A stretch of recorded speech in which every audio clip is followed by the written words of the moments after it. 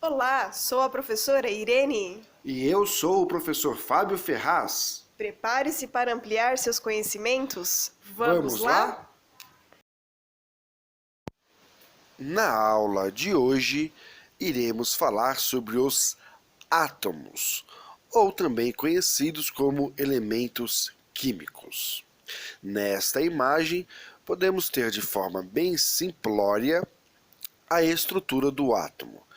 E já conhecemos que o átomo ele é formado por três subunidades principais: os elétrons, os prótons e os nêutrons, sendo os elétrons o que apresentam a carga negativa, os prótons que apresentam a carga positiva e os nêutrons que não apresentam carga ou de carga nula. Os átomos apresentam seus elétrons circulando pela periferia do átomo, em volta do núcleo, enquanto que o núcleo ele é formado pelos prótons e pelos nêutrons.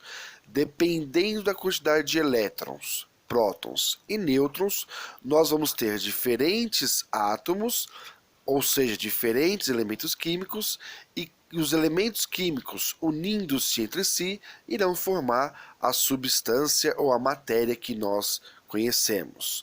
Então, o átomo nada mais é do que uma estrutura formada por elétrons de carga negativa circulando o núcleo, prótons e nêutrons que vão formar o núcleo deste átomo, sendo os prótons de carga positiva e os nêutrons de carga nula ou sem carga. Nesta imagem, podemos ver a fórmula química da água, o famoso H2O. Então, como que se forma as substâncias ou como que se forma as matérias do nosso universo? É através da união dos elementos químicos, é através da união dos átomos. Então, nesta imagem, nós temos um átomo de hidrogênio, um outro átomo de hidrogênio e um átomo de oxigênio. Nesta união, nesta ligação química aqui formada, então eu tenho uma molécula formada. Então, a molécula nada mais é do que a união de dois ou mais átomos juntos. Então, quando eu pego os diferentes átomos e vou unindo entre si, eu vou formando as moléculas. E essas moléculas é que vai formar a matéria. E a matéria, lembrando, é tudo que ocupa lugar no espaço, tendo volume e tamanho.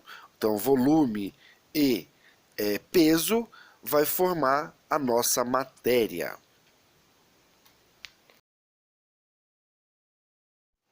Portanto, o átomo é a unidade fundamental da matéria. É a menor fração capaz de identificar um elemento químico.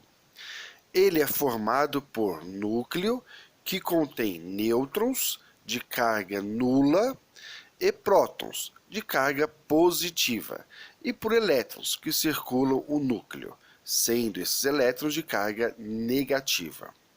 O termo átomo deriva do grego e significa indivisível. Hoje, porém, sabemos que o átomo lhe é divisível por essas estruturas subatômicas chamadas de prótons, nêutrons e elétrons. Ainda podemos subdividir em quarks. São partículas fundamentais que formam tanto o nêutron quanto o próton. Os quarks são até o ponto em que sabemos as partículas mais fundamentais que formam o núcleo atômico. Porém, esta parte dos quarks serão estudada em nível de graduação ou pós-graduação. Então, voltando ao átomo, como já foi visto, ele é formado por um núcleo formado por prótons positivos e nêutrons no carga nula ou zero, e de elétrons, que forma a chamada eletrosfera. Esta eletrosfera, essa carga de elétrons, ela possui uma carga negativa. E através da união dos diferentes elementos químicos ou dos diferentes átomos, nós formamos a molécula. E aqui está representado uma molécula de água, H2O.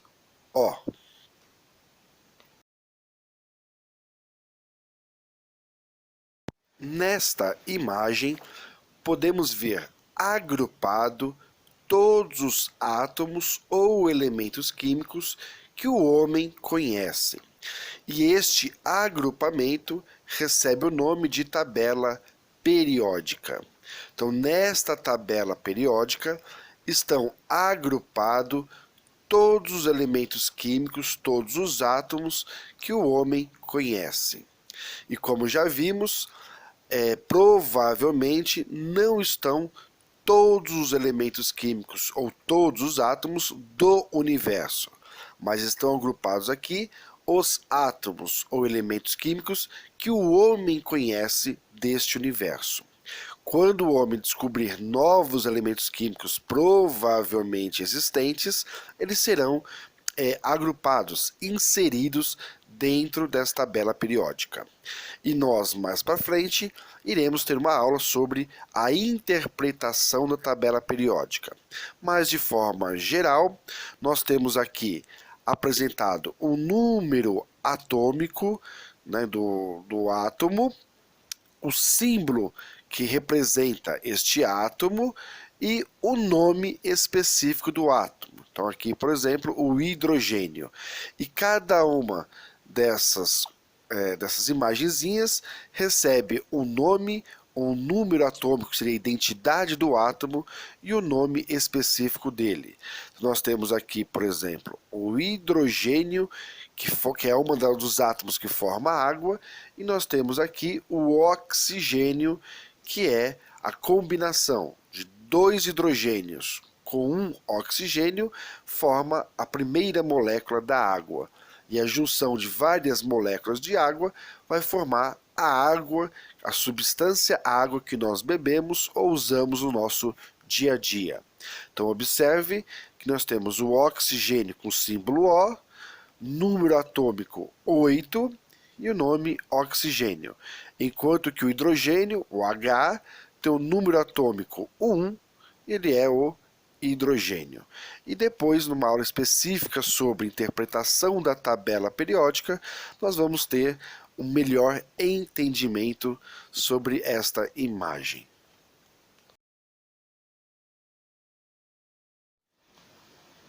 Vamos agora falar sobre os diferentes modelos atômicos que os cientistas apresentaram durante o tempo. Então, os modelos atômicos são os aspectos estruturais dos átomos que foram apresentados por cientistas na tentativa de compreender melhor o átomo e a sua composição. Então, nesta imagem de forma objetiva, podemos ver que o átomo ele foi apresentado de forma diferente por diferentes cientistas no decorrer da nossa humanidade, nosso tempo na humanidade. Então, a princípio, o átomo era indivisível, não se dividia. E depois, com o passar do desenvolvimento das tecnologias, do desenvolvimento do conhecimento humano, hoje nós já sabemos que o átomo é sim subdividido em prótons, elétrons e nêutrons, e ainda por cima tem até subunidades dos prótons e nêutrons. Então, com o passar do conhecimento científico e do desenvolvimento das tecnologias, o átomo, ele de uma estrutura que seria única e indivisível, passou-se por diversos modelos. E é esse o nosso objetivo, estudar os diferentes modelos. Em relação aos modelos atômicos, durante a humanidade, devemos levar em consideração que a constituição da matéria é motivo de estudo desde a antiguidade. Os pensadores Leucipo, 500 anos antes de Cristo, e Demócrito, 460 a.C., formularam a ideia de haver um limite para a pequenez das partículas. Eles afirmavam que elas se tornariam tão pequenas que não poderiam ser divididas. Chamou-se a essas partículas últimas de átomo. A palavra é derivada dos radicais gregos que juntos significam o que não se pode dividir. Então, durante a história da humanidade, sempre houve interesse para saber o quão pequeno é a matéria. E, desde a antiguidade, procurava-se as informações e chegaram-se no átomo. Não sabia o que era, pois não tinham recursos tecnológicos para tal, mas pensava-se que a matéria, ao ser dividida, chegava ao menor partícula que não era mais capaz de ser dividida, foi chamado de átomo, não divisível, não possível de ser partido, né? E vamos ver que o primeiro modelo atômico cientificamente apresentado ao mundo veio mais ou menos em 1803, que é o modelo do átomo indivisível. É o modelo atômico de Dalton. O modelo atômico de Dalton, conhecido como o modelo bola de bilhar, possuía os seguintes princípios. 1. Todas as substâncias são formadas de pequenas partículas chamadas átomos. 2.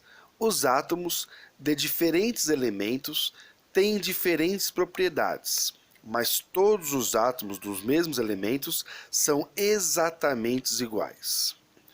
Os átomos não se alteram quando formam componentes químicos. Os átomos são permanentes e indivisíveis, não podendo ser criados nem destruídos. E 5, as reações químicas correspondem a uma reorganização de átomos. Então, para que nós possamos guardar a informação principal, segundo Dalton, é que o átomo era indivisível. E lembrando que hoje já sabemos que sim, o átomo ele é divisível. Afinal, ele é formado por prótons, nêutrons e elétrons.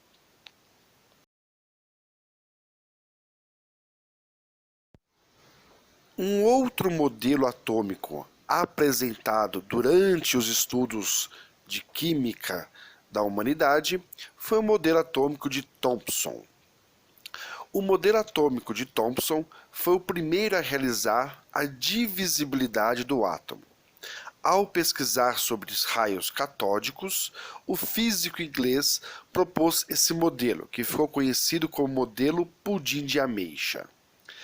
Ele demonstrou que esses raios podiam ser interpretados como sendo um feixe de partículas carregadas de energia elétrica negativa. Em 1887, Thomson sugeriu que os elétrons eram um constituinte universal da matéria. Ele apresentou as primeiras ideias relativas à estrutura interna dos átomos. Thomson indicava que os átomos deviam ser constituídos de cargas elétricas positivas e negativas distribuídas uniformemente. Ele descobriu essa mínima partícula e assim estabeleceu a teoria da natureza elétrica da matéria. Concluiu que os elétrons eram constituintes de todos os tipos de matéria, pois observou que a relação carga-massa do elétron era a mesma para qualquer gás empregado em sua experiência.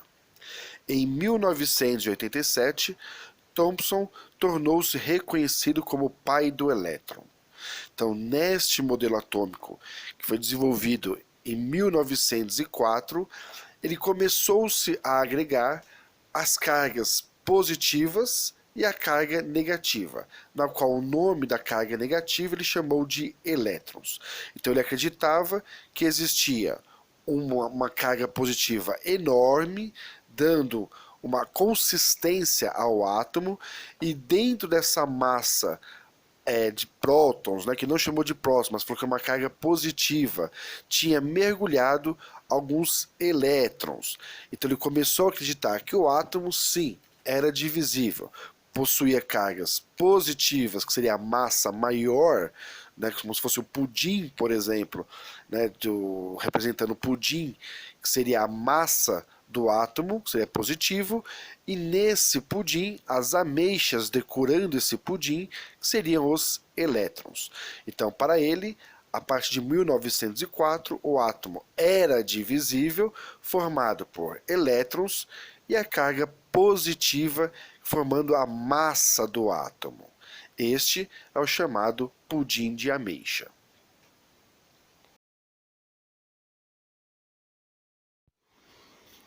Um outro modelo atômico que foi apresentado pelo mundo acadêmico foi o modelo atômico de Rutherford. Este modelo diz o seguinte: em 1911, o físico neozelandês Rutherford colocou uma folha de ouro bastante fina dentro de uma câmara metálica. Seu objetivo era analisar a trajetória de partículas alfas e partir do obstáculo criado pela folha de ouro. Neste ensaio de Rutherford, observou que algumas partículas ficavam totalmente bloqueadas.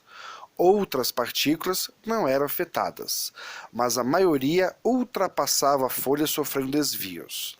Segundo ele, esse comportamento podia ser explicado graças às forças de repulsão elétrica entre as partículas. Pelas observações, afirmou que o átomo era nucleado e sua parte positiva se concentrava num volume extremamente pequeno, o que contraria o modelo anterior, que seria o próprio núcleo. O modelo atômico de Rutherford, conhecido como modelo planetário, corresponde a um sistema planetário em miniatura, no qual os elétrons se movem em órbitas circulares, ao redor do núcleo.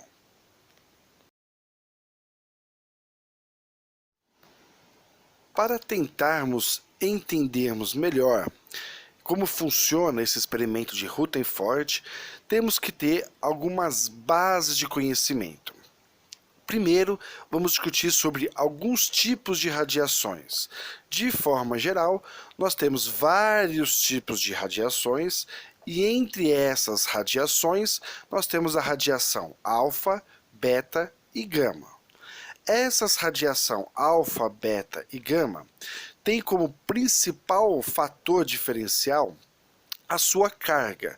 Então, a radiação alfa, por exemplo, ela possui 2 prótons, que são carga positiva, e 2 nêutrons de carga nula. Portanto, a radiação alfa é uma radiação positiva, simplificando. A radiação beta, ela é uma radiação formada basicamente por elétrons, sem massa e que possuem carga negativa, -1. Portanto, a radiação beta seria uma radiação negativa, enquanto que a radiação gama seria uma radiação neutra. É uma radiação onde são ondas eletromagnéticas com carga e massa nula. Então, de forma bem simplista e bem superficial, podemos dizer que as radiações, neste caso, se refere à radiação alfa positiva, beta negativa e gama, uma radiação neutra. E nós sabemos nos princípios de física que as cargas opostas se atraem. Então, se eu tenho uma carga positiva e uma carga negativa, elas tendem a se unir, ficar unidas. Porém, se eu tenho cargas iguais, elas vão se repelir. Então, positivo com positivo se repelem e negativo com negativo se repelem. E positivo com negativo, que são opostas, se atraem. Então, num experimento simbólico, se eu tenho, por exemplo, uma emissão de radiação, ou beta, que é negativa, gama, que é positiva, gama que é neutra, ou alfa, que é positiva, se eu tenho de um lado uma região negativa, o alfa tende a ir para essa região negativa. A radiação gama tende a ser neutra e a radiação beta, que é negativa, tende a ir para o lado positivo. Então, o positivo atrai a radiação beta, que é negativa, e o negativo atrai a radiação alfa, que é positivo. Então, basicamente, neste exemplo, está a tendência dos feixes de radiações emitidas. Para entendermos, então, esse experimento, Rutherford utilizou-se do raio alfa, uma radiação alfa, que é uma radiação positiva. Como o experimento anterior era para falar do modelo de Thomson, onde Thomson achava que a base do átomo era uma estrutura positiva e os negativos estavam apenas mesclados nesse corpo atômico positivo, se eu jogar uma radiação positiva aqui, positivo com positivo, ela tende a voltar, a se repelir. Isso era o que esperava Thomson, né, quando se fosse fazer esse experimento. Então, Rutherford, quando foi fazer o experimento, falou, vou jogar partículas alfa, que é a partícula positiva. Quando bater neste átomo, que tem um corpo, a sua massa total maior positiva, essa radiação tende a voltar. Qual não foi a surpresa dele, de Rutherford? Que quando fez esse experimento, jogou ao raio alfa, os feixes, de vez repelirem, na sua grande maioria, voltarem, já que vamos imaginar que aqui é um átomo. Este átomo, se a base dele é positiva, todo ele é positivo, o maior volume dele é positivo, então o raio deveria bater nele e voltar em sua grande maioria. Isso é o que esperaria Rutherford, baseando-se novamente no experimento de Thomson. Então, se o Thomson dizia que o átomo era basicamente positivo, joga um feixe positivo, positivo com positivo se repele e volta o feixe. Qual não foi a surpresa ao perceber que a maioria desses feixes de raios positivos atravessavam o átomo? Então, ou seja, de vez a maioria voltasse, repelir, não, a maioria do feixe passou diretamente pelos átomos. Foi aí que ele começou a pensar, opa, então não é todo o átomo, a base do átomo é positivo e tem algumas cargas negativas compondo esse átomo. Não, alguma coisa de estranho tem aí, porque eu esperava que a maioria dos raios alfa batesse e voltasse no meu átomo. E ele percebeu que a maioria dos átomos passavam pelo átomo, sendo que alguns passavam direto sem sofrer nenhuma variação e alguns sofriam uma leve variação, mas passavam pelos átomos, passavam pela folha de ouro. Então aqui é como se fosse uma folha de ouro fina, então os feixes de radiação alfa passavam pela minha folha de ouro. Então, opa, então os átomos não são todo a base, o corpo dele totalmente positivo. Foi aí que ele concluiu que sim, existia parte positiva mesmo, afinal teve átomos que voltaram, né? Então realmente teve sim parte positiva, afinal voltou e desviou feixes positivos, porém a base principal foi negativa. Por quê? Porque a maioria dos feixes passavam. Então o feixe positivo vinha, batia no núcleo que é relativamente positivo e desviava o feixe, porque ele bateu bem no meio do núcleo, e sim numa porção superficial desse núcleo, dando apenas um desvio. E muitos raios passavam também diretamente pelo átomo. Ou seja, então o átomo não é um corpo positivo com uma tendência de pequenos elétrons espalhados como pundim de ameixa. E foi aí então que ele desenvolveu a parte do núcleo. Então a partir daí falou-se do núcleo, um núcleo pequeno e positivo, dando esse caráter planetário. Então nós temos aqui, por exemplo, o Sol como se fosse o núcleo do átomo e os elétrons agindo como os planetas em volta deste Sol. Então, a partir daí, ele desenvolveu o caráter de núcleo do átomo e a característica planetária, onde esses elétrons ficavam em órbitas circulando este núcleo.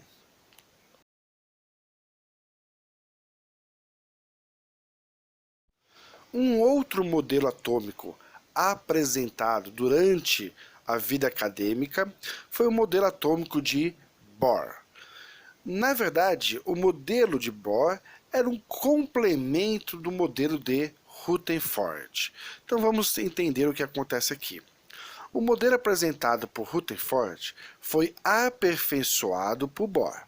Por esse motivo, o aspecto da estrutura anatômica de Bohr também é chamado de modelo atômico de Rutherford-Bohr. A teoria do físico dinamarquês Niels Bohr estabeleceu as seguintes concepções atômicas. Primeiro, os elétrons que giram ao redor do núcleo não giram ao acaso, mas descrevem órbitas determinadas. Segundo, o átomo é incrivelmente pequeno. Mesmo assim, a maior parte do átomo é espaço vazio.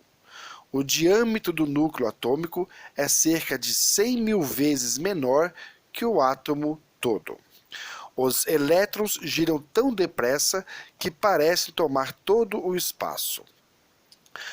Terceiro, quando a eletricidade passa através do átomo, o elétron pula para a órbita maior e seguinte, voltando depois à sua órbita usual. Quarto, quando os elétrons saltam de uma órbita para outra, resulta luz. Bohr conseguiu prever os comprimentos de onda a partir da constituição do átomo e do salto dos elétrons de uma órbita para outra.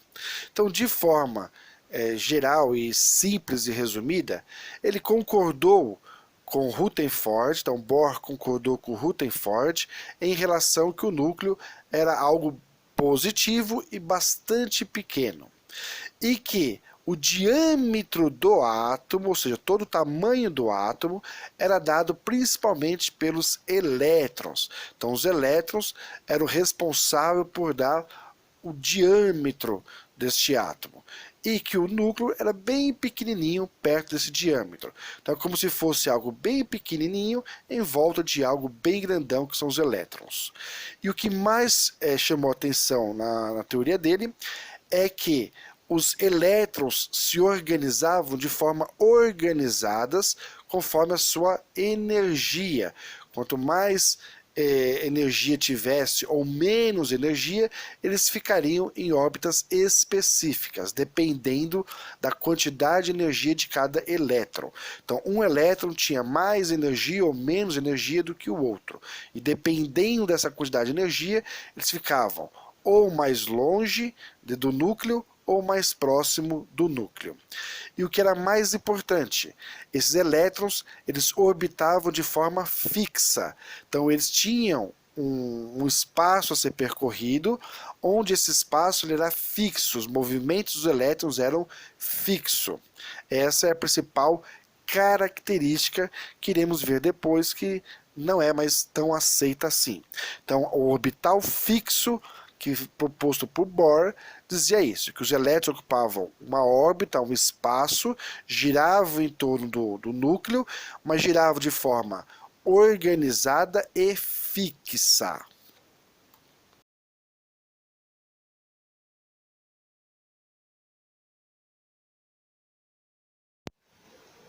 E finalmente vamos falar do modelo mais aceito ultimamente, né, o atual, que é o modelo atômico de Schrödinger.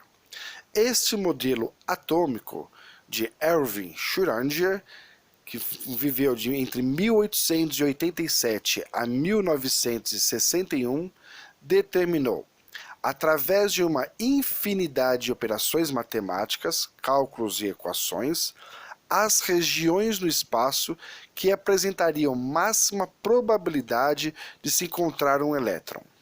Pelo princípio da incerteza da posição e velocidade de um elétron, determinou-se orbital a região que apresentaria máxima probabilidade de localização dos elétrons e, portanto, orbitais se assemelhariam, grosso modo, a nuvens eletrônicas. Schrödinger, ao propor o modelo de orbitais atômicos, conciliou os postulados teóricos de Broglie e Heisenberg. formalizando a ideia de que os elétrons apresentam comportamento dual, onda-partícula. O modelo atômico de Schrödinger apresentou um modelo de orbital tridimensional para cada um dos subníveis de energia e possibilitou a compreensão do fenômeno da hibridação em átomos de carbono, permitindo a determinação da geometria molecular de diversas substâncias químicas. A geometria molecular, por sua vez, permite a previsão de propriedades físicas e químicas de diversos compostos. O modelo quântico ondulatório ou modelo de orbital obedece à dinâmica dos números quânticos, principal, secundário, magnético e de spin, tendo status de modelo vigente e sendo válido desde 1923 até os dias atuais.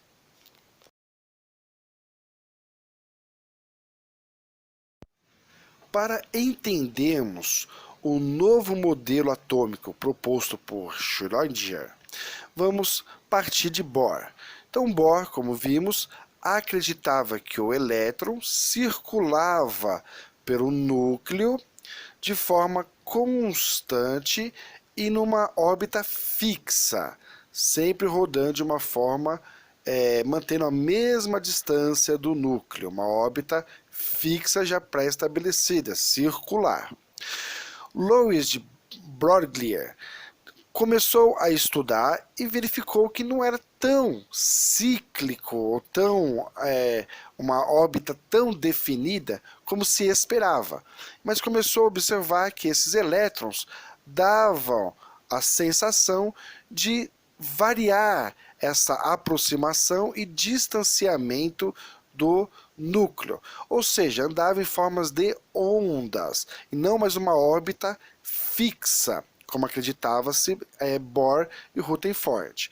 Então, ele começou a estudar e calcular os elétrons e começou a observar que ele andava de forma ondulatória, em formas de onda. E aí, realmente, Schrödinger, em 1926, observou através de seus cálculos e equações matemáticas que esta ondulação, essa forma ondular do elétron de percorrer em volta do núcleo, era realmente a característica principal ou mais próxima do fato real de como se comportariam os elétrons em forma do núcleo. E esses elétrons, portanto, começavam-se a circular esse núcleo não em forma orbital, mas de forma de onda, respeitando uma certa variação nessa distância. O que ele começou a chamar de nuvens de elétrons. Por quê? Porque, na verdade, ele podia estar passando por aqui, mas podia estar um pouquinho mais abaixo, um pouquinho mais acima.